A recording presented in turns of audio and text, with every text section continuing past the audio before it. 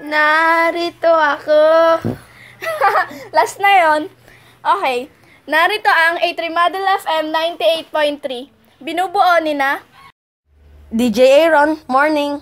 DJ Trisha, gandang buhay. DJ Lawrence, hi, gwapo ko.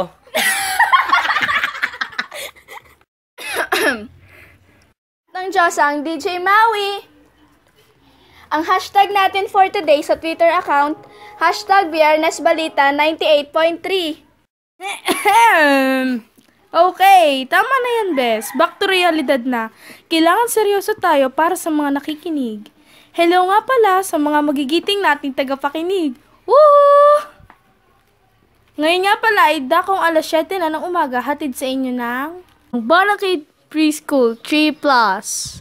Guys, pagpasensyahan nyo na sila ha. Mga may request sa akin dyan, message lang kayo ng kanta at mamaya subukan kong gawin. Ang 98.3 A3 Model FM ang nag-iisang naghahatid ng kasiyahan at bubuo sa araw nyo. Maghahatid din kami ng mahalagang impormasyon. Makakasama nyo kami mula alas 7 hanggang alas 9 ng umaga. Hi, mga KJ talaga eh. Narito kami ngayon upang ipahayag ang Kagandahan ni DJ Maui. Ulol! upang ipahayag ang mga napapanahong mga balita para lang sa inyo sa segment nating Radyo Balita. Narito ang ulo na nagbabagang balita.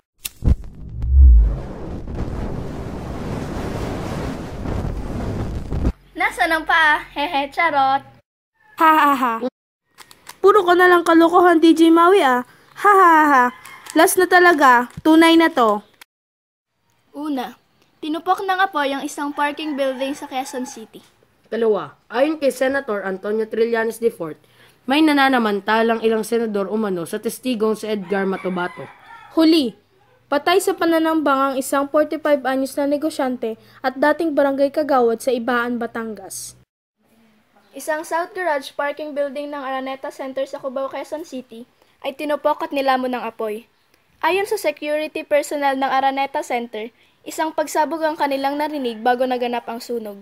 Sa kasulukuyan ay apektado na rin ng makapal na usok ang ilang condominium unit sa lugar. Pasado alas 6 kaninang umaga nagsimula ang sunog at ito'y tinaas na second alarm.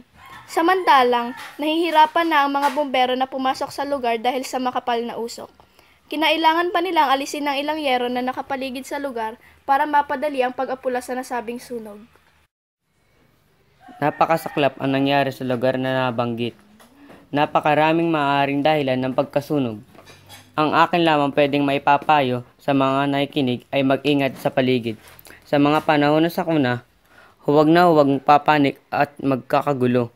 Ipagbigay alam agad sa awtoridad ang nangyayari sa lugar upang sabi ko nga kanina, ilang senador umano ang nananamantala sa kamangmangan ng testigong si Edgar Matubato. Ito ay para butasan ng kanyang testimonya sa Senado. Ayon ito kay Senator Antonio Trillanes IV. Sinabi niya na ang inconsistencies o paiba-iba o di pagkakatugma ng testimonya ni Matubato sa pagdinig ng Senate Committee on Justice and Human Rights ay walang epekto sa bigat ng pasabog nito kung pagbabasihan ang transcript ng hearing.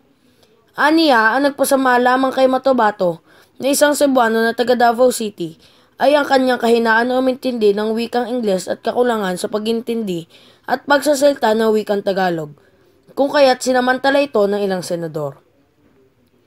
Despite the badgering, Matubato was consistent about the events and other details he was sure about. But I must admit, there was a language barrier and a few of my colleagues took advantage of that, patutsyada ni Trillanes. Naku naman, umiiral na naman ang ganitong sitwasyon. May mga nananamantala na namang kawani ng gobyerno.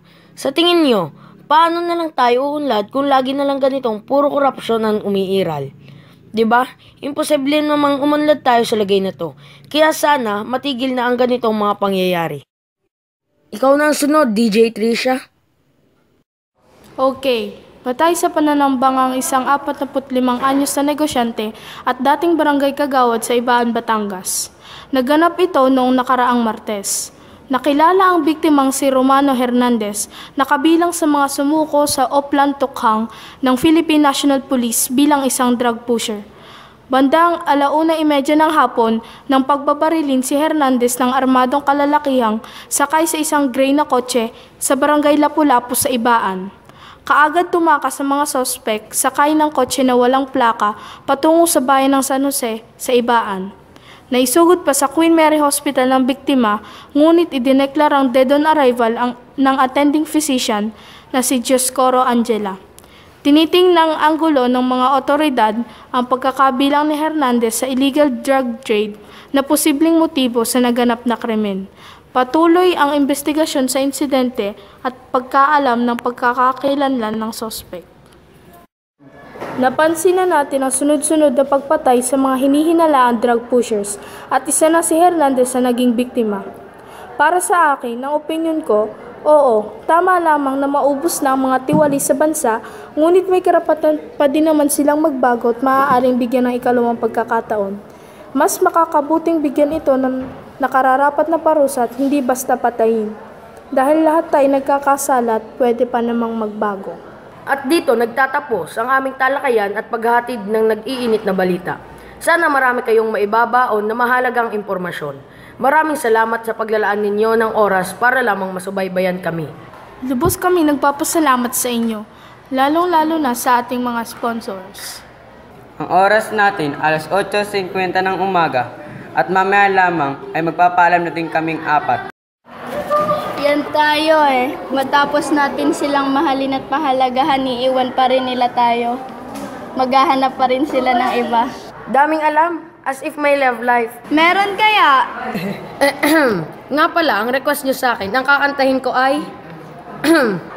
Eto na. Kung hindi man tayo abot hanggang dulo, wag mong kalimutang nandito lang ako laging umaalalay, hindi ako lalayo. Kamangha-mangha talaga ikaw, DJ Aaron. Maraming mafafall sa'yo sa ating mga tagapakinig. Check nga natin sa Twitter. Tingnan nyo nga may nag-tweet pa sa atin.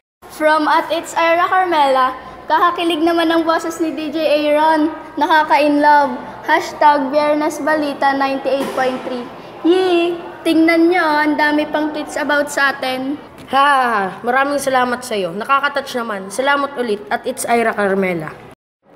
Guys, malapit na tayong magpaalam. Maraming salamat ulit sa mga nakinig. Hello sa inyo mga FB friends na sina Angela Dalisay at Aalia Marie de Castro at sa iba pang mga FB friends na laging matamang nakikinig sa amin. Nakaraos na naman tayo ng isang araw na nakapaghatid ng impormasyon ng bayan. Ito ang 98.3 A3 Model FM. Bye! I need you